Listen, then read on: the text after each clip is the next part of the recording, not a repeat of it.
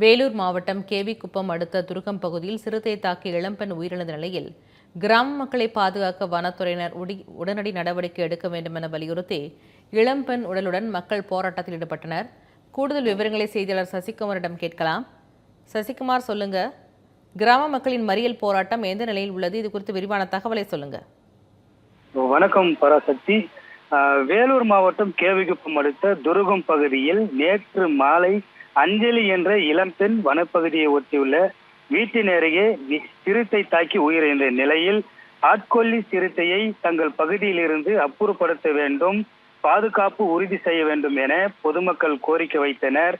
அதனை அடுத்து தற்போது சம்பவ இடத்தில் வனத்துறையினர் சிறுத்தை நடமாட்டத்தை ட்ரோன் கேமரா மூலம் கண்டறிந்து வருகின்றனர்.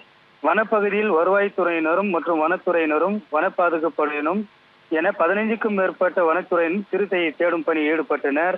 முதற்கட்டமாக சிறுத்தை வெளிப்படுத்தாததை கண்டறிந்த பொதுமக்கள் எங்களுக்கான வனப்பகுதியில் பாதுகாப்பு பலப்படுத்த வேண்டும், சிறுத்தை உடனடியாக பிடித்து எங்களை சிறுத்தை இடத்திலிருந்து பாதுகாக்க வேண்டும் என கோரிக்கை வைத்தனர்.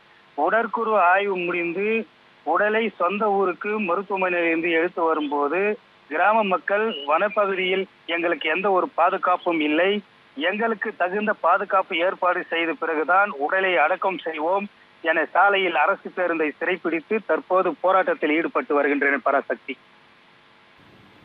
தகவலுக்கு நன்றி சசிகுமார்.